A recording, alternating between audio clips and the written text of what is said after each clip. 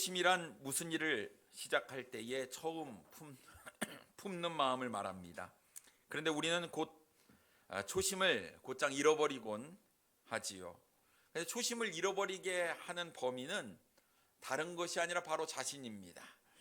어느 누구도 초심을 바꾸라 이렇게 이야기하지 않습니다. 강요하지도 않습니다. 내가 하는 일이 잘 되고 내가 무엇을 이루었다고 생각할 때에 우리는 초심을 잃어버리기가 쉽습니다.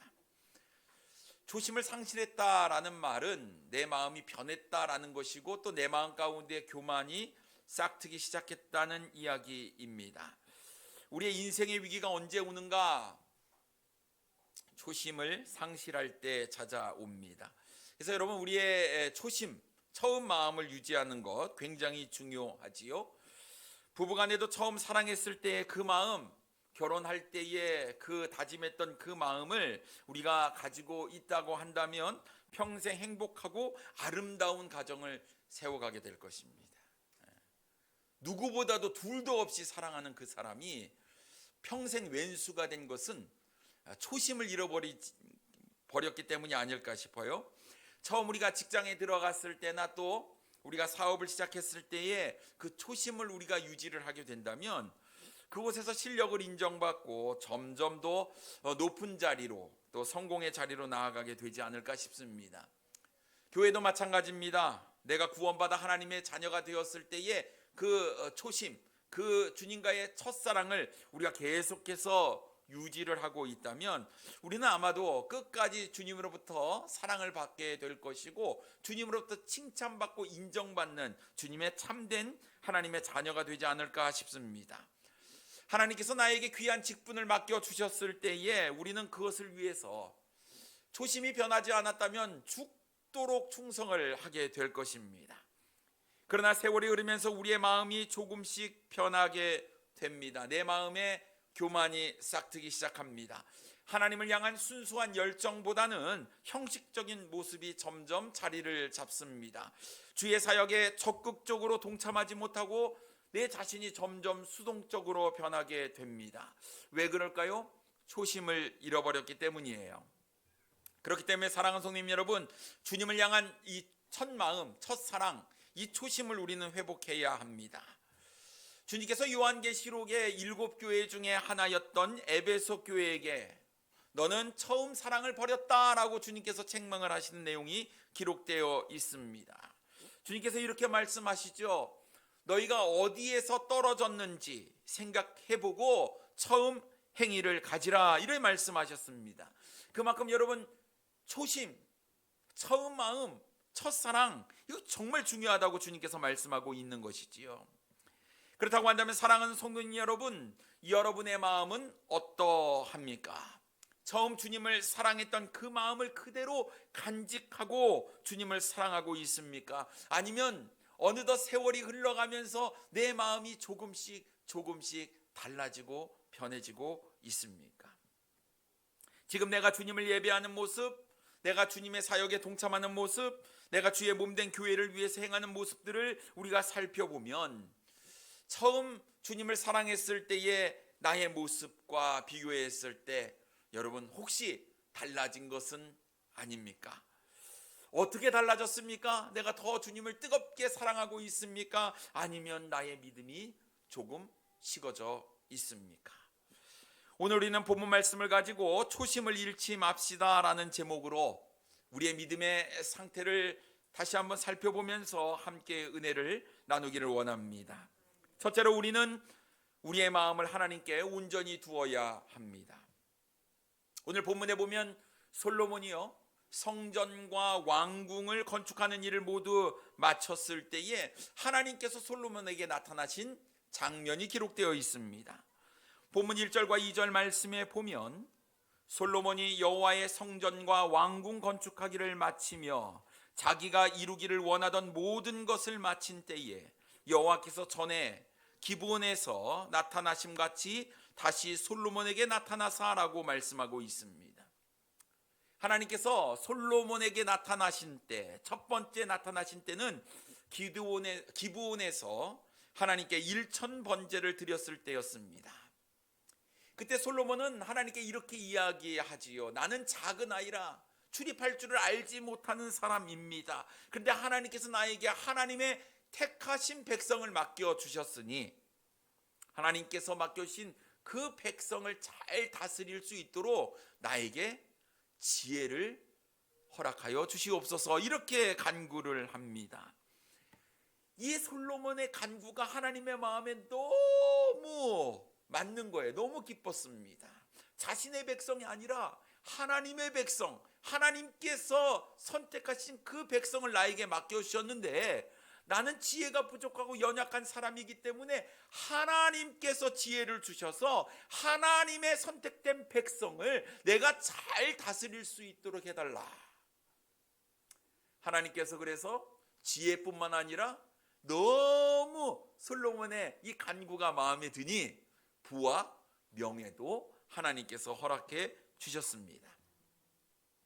하나님을 사랑했던 솔로몬, 하나님을 위해 하나님의 성전을 건축을 하게 되지요. 그리고 거창하게 하나님을 위한 성전 봉헌식을 거행을 합니다. 하나님의 언약궤도 성전에 모시고 봉헌 기도를 올리고 잔치를 열어 축가를 하는데요. 하나님께 드린 이 희생 제물이 어마어마했습니다. 처음 하나님께서 나타나셨을 때에 1,000번제 1,000마리의 번제물을 가지고 하나님께 드렸는데요. 이 성전을 다 완성을 한 다음에 이 성전 봉헌식을 할 때에는 과연 얼마나 많은 희생 제물을 하나님께 드렸을까요? 열왕기상 8장 63절 말씀에 보면 솔로몬이 화목제에 희생 제물을 드렸으니 곧 여호와께 드린 소가 22,000마리요 양이 12만 마리라. 이와 같이 왕과 모든 이스라엘 자손이 여호와의 성전의 봉헌식을 행하였는데 라고 말씀하고 있습니다. 수많은 희생 제물, 번제물을 통해서 하나님께 영광을 돌렸던 사람이 바로 솔로몬이었어요. 그의 마음의 중심은 온전히 하나님께 있었다라는 것을 우리가 알 수가 있습니다. 근데 이렇게 하나님을 사랑한 솔로몬에게 다시 하나님께서 두 번째 나타나게 되셨습니다. 근데 여러분, 이 두 번째 하나님께서 솔로몬에게 나타나신 때가 언제였는지 우리는 잘 살펴보아야 합니다. 분명히 1절 말씀에 이렇게 말씀하고 있어요. 하나님께서 여호와의 성전과 왕궁 건축하기를 마쳤을 때에 솔로몬에게 나타나셨다라고 말씀하고 있습니다. 하나님의 성전을 건축하는데 7년이 걸렸어요. 그리고 나서 하나님께서 나타나신 것이 아니라 자신의 왕궁을 건축하고 자신이 이루고자 하는 모든 일들을 다 마쳤을 때 나타났다라고 성경은 말씀하고 있습니다. 솔로몬이 왕위에 오른 지 4년 후에 1,000번제를 드렸거든요. 그때 하나님의 성전을 건축하기 시작하였거든요. 그리고 성전을 완공하는데 7년, 그리고 자신의 왕궁을 건축하는데 13년이 걸렸어요. 그러니까 왕궁과 성전을 건축하는데 도합 20년이 걸렸고 왕에 오른 지 4년 만에 성전 건축을 했으니까 24년이 지금 흐른 시점에 있었다라는 사실입니다. 그렇다고 한다면 왜 하나님께서 24년이 흐른 그 시점에 솔로몬에게 다시 나타나셨느냐 하는 것입니다. 솔로몬이 제일 잘 나갈 때, 이런 노래의 가사가 있지 않습니까? 내가 제일 잘 나가. 요즘은 다 자기가 잘 나가는 것을 이야기하는 것 같습니다. 솔로몬이 제일 잘 나갈 때, 그때 하나님께서 두 번째 나타나셨다라는 것입니다. 솔로몬이 집권 초기에 자신의 정적들을 다 제거해 버렸어요. 하나님께서 주신 지혜를 가지고 세계 열방에 자신의 이름을 날렸습니다. 뿐만 아니라 하나님의 성전도 지어서 하나님께 영광도 돌렸습니다. 화려한 왕궁도 짓게 되었어요. 그야말로 솔로몬의 명예와 권세가 온 세계에 이름을 떨칠 정도로 솔로몬은 위대한 사람이 되어 있었습니다. 주변에 있는 나라가 솔로몬을 부러워했습니다. 솔로몬의 지혜를 듣기 위해서 많은 사람들이 조공을 바치면서 그와 함께하겠다고 나서게 되었지요. 솔로몬은 아쉬울 것이 단 하나도 없었습니다. 이런 때에 하나님께서 솔로몬에게 나타나셨어요. 솔로몬이 하나님께서 나에게 어떤 말씀을 주실까 기대하지 않았겠습니까? 아마도 솔로몬이 이렇게 생각을 했을 겁니다. 정말로 수고 많았어. 나를 위해서 이 아름다운 성전을 짓다니. 나를 그렇게 귀하게 섬기고 성전 봉헌식을 통해서 나를 위해서 이렇게 영화롭게 했던 거, 나는 정말 기쁘다. 너 내 마음에 든다. 내가 또 복을 주겠다. 뭐 이런 대답을 기대하지 않았을까 싶습니다. 그런데 하나님께서 솔로몬에게 하신 대답이 조금 솔로몬의 기대와는 다른 모습을 보여주고 있어요. 본문 3절입니다. 여호와께서 그에게 이르시되 내 기도와 내가 내 앞에서 간구한 바를 내가 들었은즉 나는 내가 건축한 이 성전을 거룩하게 구별하여 내 이름을 영원히 그곳에 두며 내 눈길과 내 마음이 항상 거기에 있으리니 라고 말씀하고 있습니다. 솔로몬이 간절히 간구한 대로 하나님께서는 자신의 시선과 마음을 하나님의 성전에 두겠다고 약속을 하셨어요. 솔로몬이 원하는 대로 하나님의 임재가 있는 성전이 되었다라는 사실이지요. 여기까지는 아주 좋습니다. 그런데 하나님의 대답은 여기에서 그치는 것이 아니라 그 다음의 이야기를 하나님께서 덧붙여서 말씀하시고 계세요. 4절과 5절 말씀에 보면 내가 만일 내 아버지 다윗이 행함같이 마음을 온전히 하고 바르게 하여 내 앞에서 행하며 내가 네게 명령한 대로 온갖 일에 순종하여 내 법도와 율례를 지키면 내가 내 아버지 다윗에게 말하기를 이스라엘의 왕위에 오를 사람이 내게서 끊어지지 아니하리라 한 대로 내 이스라엘의 왕위를 영원히 견고하게 하려니와 라고 말씀하고 있어요. 아버지 다윗과 같이 마음을 온전히 하고 하나님의 말씀에 온전히 순종하라고 하나님께서 말씀하고 있습니다. 이것은 당연한 말씀 아니겠습니까? 그런데요, 이 말씀이 솔로몬을 긴장시키기에 충분했다라는 사실입니다. 솔로몬이 이렇게 생각을 했어요. 내가 하나님을 위해서 7년 동안 성전을 화려하고 아름답고 멋지게 건축을 했으니 이제 앞으로 내 삶을 하나님께서 받아주시고 축복해 주실 거라 생각을 했지만 오히려 결코 이 성전을 건축한 것이 솔로몬의 미래를 보장하는 것이 아니다라고 말씀을 하고 있는 것입니다. 솔로몬이 혹시 교만하게 될지도 모르니 초심을 잃지 말라고 주님께서 당부하고 계시는 거예요. 여러분, 하나님께서 이렇게 말씀하셨을 때 우리는 하나님의 의도가 무엇인지 깨달아야 합니다. 왜 하나님을 잘 섬기고 있는 솔로몬에게 하나님께서 온전히 순종해야 된다, 온전히 하나님의 말씀대로 행해야 된다, 마음이 올바라야 한다 라고 말씀하신 것일까라는 사실입니다. 여러분, 잘 나갈 때, 내가 성공했을 때, 부러울 것이 없을 때, 아쉬울 것이 없을 때, 그때 자칫 우리는 영적으로 나태해지고 교만해질 수 있기 때문에 그렇습니다. 하나님께서 솔로몬에게 영적인 경고를 내리신 것이었죠. 솔로몬이 이스라엘을 통치한 지 24년이 지나 번영과 평화를 누리는 상황에서 자칫 잘못하면요, 오히려 그것이 하나님으로부터 더 멀어질 수 있는 그런 위기의 때라라는 것을 알려주시면서 영적인 각성을 촉구하고 계신다라는 사실입니다. 사랑하는 성도 여러분, 내가 잘 나갈 때 그때가 곧 위기에 따라는 것을 우리는 잊지 말아야 합니다. 고린도전서 10장 12절 말씀에 보면 그런즉 선줄로 생각하는 자는 넘어질까 조심하라 주님께서 말씀하고 계세요.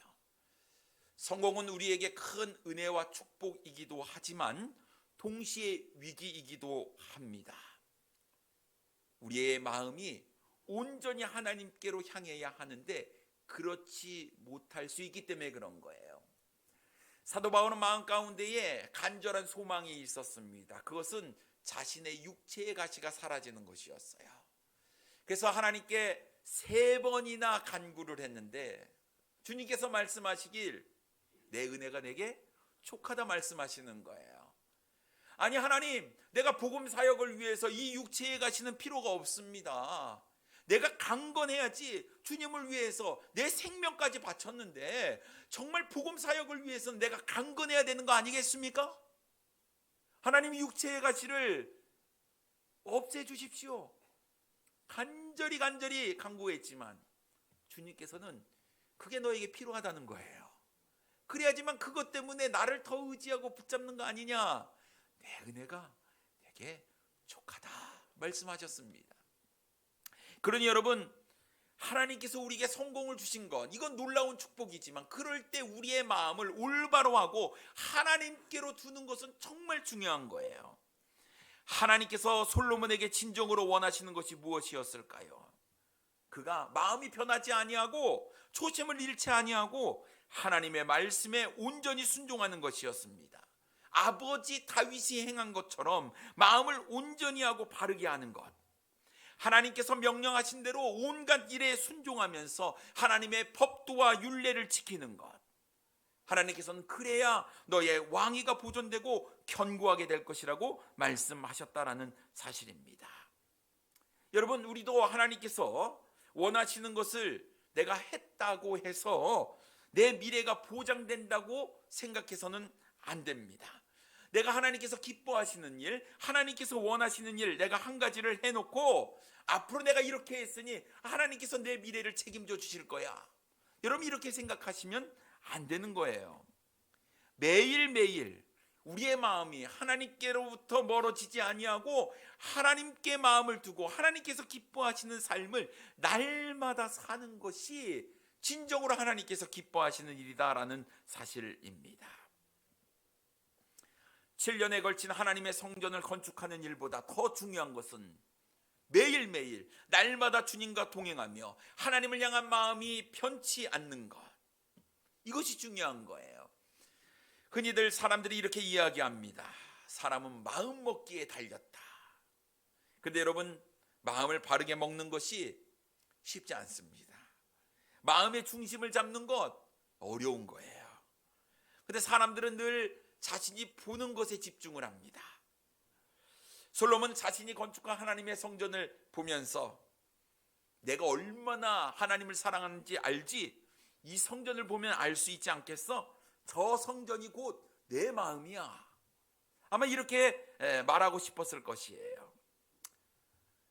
은근히 솔로몬은 하나님의 성전을 자랑했을 것 같습니다.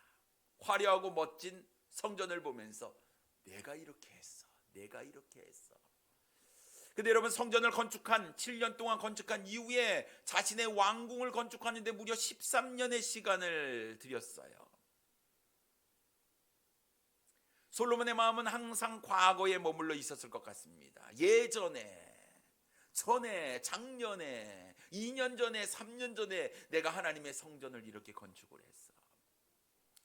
하나님께서 원하시는 마음은 지금 내 마음을 원하시는 것 아니겠습니까? 인정받기를 원하고 수고했다는 말을 듣기를 원했던 솔로몬의 마음이 이제 하나님께 두지 못하고 다른 곳에 두기 시작했다라는 것입니다. 근데 여러분, 하나님은요, 우리가 행한 어떤 행위, 그런 것에 마음에 있는 것이 아니라 우리의 마음의 중심을 보시는 우리 주님께서는 지금의 내 마음을 원하시고 계신다라는 사실이지요. 눈에 보이는 어떤 것으로 매수되는 우리 하나님이 아니시다라는 거예요.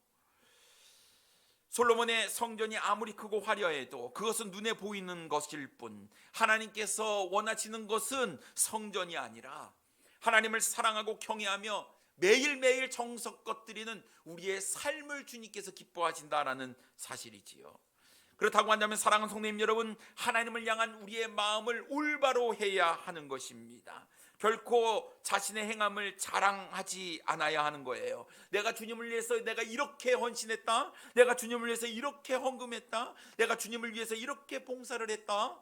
여러분, 이렇게 우리가 자랑하는 것, 하나님께서 원하시는 것은 내가 이렇게 자랑하는 것이 아니라 하나님을 향한 우리의 진실된 마음임을 우리가 기억해야 될 줄 믿습니다. 어쩌다 한번 하나님을 향해서 크게 하는 것, 이것보다 하나님의 말씀에 날마다 순종하면서 사는 삶, 작은 일이라도 내 마음을 다해 참여하고 하나님께서 기뻐하시는 삶을 이루는 삶, 이 삶을 우리 주님께서 원하신다는 사실이지요. 그러니 사랑하는 성도님 여러분, 매일매일 주님과 동행하십시오. 우리의 마음이 변하지 않아야 됩니다.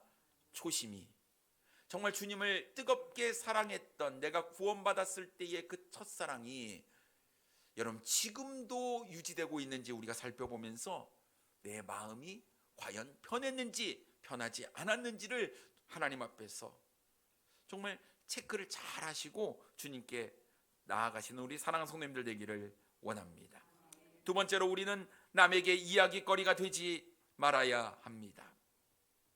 하나님은 솔로몬에게 너희나 너희 자손이 하나님을 돌아서서 우상을 섬기지 않을까 걱정하셨어요. 6절 말씀에 보면 만일 너희나 너희 자손이 아주 돌아서서 나를 따르지 아니하며 내가 너희 앞에 둔 나의 계명과 법도를 지키지 아니하고 가서 다른 신을 섬겨 그것을 경배하면이라고 말씀을 하고 있습니다. 여러분 한번 생각해 보십시오. 내 백성이 아니라 하나님의 택하신 백성이라고 하면서 백성을 잘 다스리기 위해서 하나님께 지혜를 구했던 솔로몬이 하나님을 배신할 것 같습니까? 그렇지 않을 것 같잖아요. 하나님을 위해서 무려 7년 동안 성전을 지었던 사람이 하나님을 멀리할 것 같습니까? 아유, 말도 안 되는 소리 아니겠습니까? 얼마나 하나님을 사랑하고 믿음이 대단했는데요. 하나님을 위해서 1,000번제를 드렸고 성전 봉헌식 때 수많은 가축을 기꺼이 하나님께 희생 제물로 바쳤던 솔로몬이 하나님을 배신할 것 같습니까? 그럴 수 없을 것 같잖아요. 그런데 하나님께서 너희나 너희 자손이 아주 돌아서서 나를 따르지 않고 나의 계명과 법도를 지키지 않고 다른 신을 경배하면 이라는 이야기를 솔로몬에게 했다는 것은 사람의 마음이 조속 변한다라는 것을 우리가 알 수가 있는 거예요. 내가 지금은 하나님을 사랑하고 있지만 내 마음이 변할 수 있는 거예요. 내가 뭔가 이루었다, 하나님 앞에서 내가 영광을 돌리는 삶을 살았다라고 생각할 때 우리는 더 믿음에 있어서 나태해지고 타락해질 수 있다라는 것입니다. 하나님께서 이렇게까지 말씀하신 것은 이미 솔로몬의 마음이 하나님으로부터 떠나고 있었다라는 것을 증명하고 있습니다. 본문 1절 말씀에 다시 보면 솔로몬이 여호와의 성전과 왕궁 건축하기를 마치며 자기가 이루기를 원하던 모든 것을 마친 때에, 자신이 성공했을 때라고 말씀하고 있는데 이때 마음이 교만해지기 쉽고 이때 하나님으로부터 그 마음이 멀어지기가 쉽기 때문에 주님께서 이렇게 말씀하셨습니다. 여러분, 왕궁을 짓는데 13년이 걸렸어요. 하나님의 성전은 7년입니다. 물론 왕궁을 짓는데 많은 시간과 또 물질이 들어갔을 거예요. 왜냐하면 외세의 침입을 막기 위해서 성벽과 또 방어성을 지어야 했기 때문에 그렇습니다. 뿐만 아니라 병거와 마병을 위한 성도 지어야 했기 때문에 오랜 공사 기간이 필요했을 거예요. 하지만 왜 솔로몬이 크고 왕궁을 견고하게 지어야만 했을까요? 그 이유가 24절에 기록되어 있습니다. 바로의 딸이 다윗 성에서부터 올라와 솔로몬이 그를 위하여 건축한 궁에 이를 때에 솔로몬이 밀로를 건축하였더라라고 말씀하고 있습니다. 솔로몬이 누구를 위하여 건축한 궁이라고 이야기를 하고 있습니까? 바로의 딸을 위해서 지었다라고 말씀하고 있습니다. 밀로는 예루살렘 성읍에서 가장 취약한 부분이었어요. 북방의 방어를 하기 위해서 동북쪽 동은 북서쪽 지역에 흙과 돌로 세워놓은 성체를 이야기하고 있어요.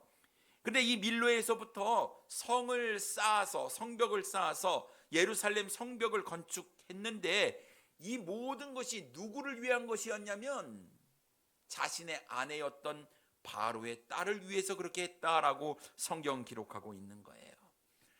자, 이 얘기가 무슨 얘기입니까? 솔로몬의 마음이 하나님에게서부터 돌이켜서 이방 여인을 향해 있다라고 이야기하고 있는 거예요. 근데 여러분, 하나님께서는 이방 여인과의 혼인을 금하셨습니다. 그 이유가 무엇이었습니까? 이방 여인 때문에 하나님을 버려버리고 우상을 섬기기 때문에 그랬지요. 그래서 신명기 7장 3절과 4절 말씀에 보면 분명히 이야기하고 있어요. 또 그들과 혼이 나지도 말지니 내 딸을 그들의 아들에게 주지 말 것이요 그들의 딸도 내 며느리로 삼지 말 것은 그가 내 아들을 유혹하여 그가 여호와를 떠나고 다른 신들을 섬기게 하므로 여호와께서 너희에게 진노하사 갑자기 너희를 멸하실 것임이니라 라고 말씀하고 있습니다. 이방 여인과 혼이 나지 말라고 하나님께서 분명히 말씀하셨는데 이미 솔로몬은 이방 여인에게 자신의 마음을 빼앗겨버린 상태였다라는 사실이지요. 그래서 하나님께서 말씀하시길 내가 나를 버리고 다른 신을 경배하면 하나님께서 강력하게 심판하신다고 말씀하고 있는 것이에요. 오늘 본문 7절과 9절에 있는 말씀을 한번 살펴보겠습니다. 내가 이스라엘을 내가 그들에게 준 땅에서 끊어버릴 것이요 내 이름을 위하여 내가 거룩하게 구별한 이 성전이라도 내 앞에서 던져버리리니 이스라엘은 모든 민족 가운데에서 속담거리와 이야기거리가 될 것이며 이 성전이 높을지라도 지나가는 자마다 놀라며 비웃어 이르되 여호와께서 무슨 까닭으로 이 땅과 이 성전에 이같이 행하셨는고 하면 대답하기를 그들이 그들의 조상들을 애굽 땅에서 인도하여 내신 그들의 하나님 여호와를 버리고 다른 신들을 따라가서 그를 경배하여 섬김으로 여호와께서 이 모든 재앙을 그들에게 내리심이라 하리라 하셨더라 라고 말씀하고 있습니다. 아무리 크고 화려한 성전을 지었을지라도 하나님을 버리고 우상을 섬기게 되면 내가 이 성전에 거하지 않겠다. 이것이 하나님의 말씀이었어요. 뿐만 아니라 사람들이 이것을 보고 얼마나 비웃어 이야기하겠느냐 하는 것입니다. 이 일로 인해서 이스라엘은 모든 민족에게 속담거리, 조롱거리, 이야기거리가 되어버리고 말 것이라고 말씀을 하고 계십니다. 이렇게 하나님께서 경고하셨는데도 불구하고 솔로몬의 삶은 어떻게 변했을까요? 솔로몬은 하나님의 말씀을 따르지 아니하고 이 많은 이방 여인을 사랑함으로 하나님을 향한 마음이 변했습니다. 열왕기상 11장 1절로부터 3절 말씀에 보면요, 솔로몬 왕이 바로의 딸 외에 이방의 많은 여인을 사랑하였으니 곧 모압과 암몬과 에돔과 시돈과 헷 여인이라. 여호와께서 일찍이 이 여러 백성에 대하여 이스라엘 자손에게 말씀하시기를 너희는 그들과 서로 통혼하지 말며 그들도 너희와 서로 통혼하게 하지 말라. 그들이 반드시 너희의 마음을 돌려 그들의 신들을 따르게 하리라 하셨으나 솔로몬이 그들을 사랑하였더라. 왕은 후궁이 700명이요 첩이 300명이라 그의 여인들이 왕의 마음을 돌아서게 하였더라라고 말씀하고 있습니다. 결국 자신의 권력이 최고조에 이뤘을 때, 성공했을 때 이방 여인을 사랑했던 솔로몬은 여인들로 인해서 하나님으로부터 마음을 돌리게 됩니다. 초심을 잃어버렸다라는 것이었지요.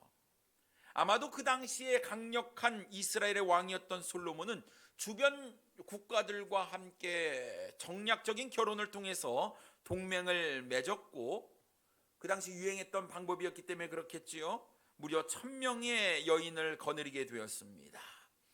하나님께서 평화를 주시고 하나님께서 그 왕위를 견고하게 하셨는데 솔로몬은 마치 정략 결혼을 통한 동맹 때문에 자신의 나라가 든든히 세워져 갔다라고 생각을 하게 된 것이었지요.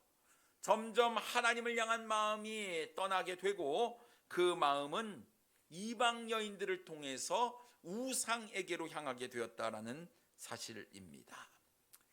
이 사실을 아셨던 하나님께서 그에게 경고의 메시지를 던져 주셨는데 그렇다고 한다면 여러분 정신을 차려야 하는 것 아닐까요? 내가 잘 나갈 때, 내가 성공했을 때 나의 믿음, 나의 초심이 어디 있는가를 다시 한번 점검했어야 하는 것 아닐까요? 그런데 솔로몬은 그렇지 못했다라는 사실입니다. 여러분, 우리의 초심이 변하면 세상 사람들로부터 이야기거리가 되고 조롱거리가 되는 거예요. 우리가 비웃음거리가 되지 않기 위해서는 우리의 마음이 편하지 아니하고 온전히 하나님을 사랑해야 될 줄 믿습니다. 여러분, 우리의 시선을 하나님께 고정시켜야 하는 거예요. 우리가 살아가면서 가장 많이 보는 것이 결국 우리의 방향을 결정하기 때문에 그렇습니다. 여러분, 이 세상의 많은 것들이 우리가 하나님을 바라보지 못하게 해요. 사람들이 스마트폰이 생기고 SNS가 생기고 유튜버가 생긴 이후로 정말 많은 것을 그것에 빼앗기고 살아가고 있습니다. 정말 집중해야 될 것이 영적인 것임에도 불구하고 세상의 다른 것들의 시간을 많이 빼앗겨 버리지요. 문제는 그 시간을 많이 빼앗기면서 세상 문화에 접했던 우리의 삶이 점점 하나님으로부터 멀어지고 있다라는 사실입니다. 진리가 아닌 것이 판치는 세상에 살고 있기 때문에 우리는 더더욱 참이요 진리 대신 하나님의 말씀에 집중하는 삶을 살아야 하는데도 불구하고 세상의 무분별한 것들을 우리가 분별 없이 받아들이는 이러한 삶을 우리가 살고 있는 것이 아니냐는 것이지요. 하나님을 향한 우리의 마음, 성경적 가치관을 가지고 살아야 하는데 세상적 가치관이 우리의 마음을 지배해버리고 있는 것은 아니냐 하는 것입니다. 누구도 그렇고 많은 사람들도 이러니까 나도 이렇게 해야 한다는 논리는 하나님의 말씀에 맞지 않는다라는 사실이지요. 사람의 생각이나 의견은 절대적인 것이 아니다라는 것입니다. 우리의 삶에 있어서 변하지 않는 절대적인 참된 진리는 오직 하나님의 말씀인 줄 믿습니다. 그렇다면 여러분, 하나님의 말씀을 우리가 붙잡고 하나님의 말씀을 의지하고 그 말씀대로 살아야 하는 것 아닙니까? 하나님께서 솔로몬을 축복하셔서 이스라엘의 가장 강력한 때 가장 강력한 권력을 쥐게 만드셨던 그 하나님, 세상적이 아닌 것이었음에도 불구하고 그저 이방 여인을 사랑하는 것, 그럴 수도 있지가 아닌 것이죠. 하나님께서 통혼을 금지하셨기 때문에 말입니다.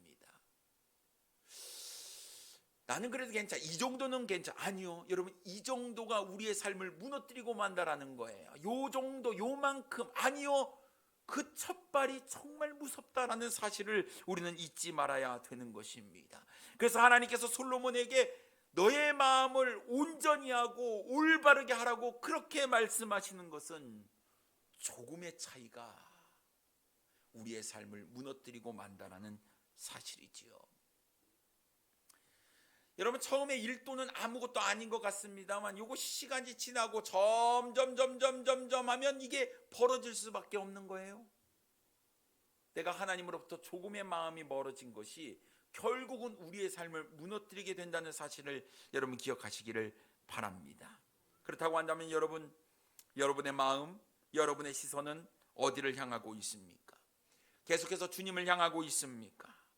내가 구원받았을 때에, 내가 거듭났을 때에 그 감사와 그 감격, 그 뜨거움, 그 열정, 여러분 지금도 여러분 마음 가운데 간직하고 있습니까? 혹시 나는 그리스도인이라는 이름을 가지고 있지만 세상에 나가서 세상 사람들의 조롱거리, 이야기거리, 속담거리로 전락해버린 우리의 삶의 모습은 아닌지요? 여러분, 우리의 마음이 변해서는 안 됩니다. 초심을 잃어버려서는 안 돼요. 혹시 내 마음이 흔들리거나 하나님보다 다른 것을 더 사랑하고 있다면 여러분, 그 즉시 우리의 마음을 돌이켜 하나님께로 향해야 될 줄 믿습니다. 그것이 바로 우리가 살 길이고 그것이 바로 하나님으로부터 인정받고 축복받는 길 아니겠습니까? 여러분, 성공했을 때, 내가 아무런 삶에 문제가 없을 때, 염려가 없을 때, 그때가 곧 위기의 때임을 기억하시고 여러분 내 믿음을 점검하시고 정말 주님을 향한 초심을 잃어버린 것은 아닌지 여러분 주님과의 첫사랑을 다시 회복하시고 주님께 나아가시는 우리 사랑하는 성도님들 되기를 원합니다. 기도하겠습니다.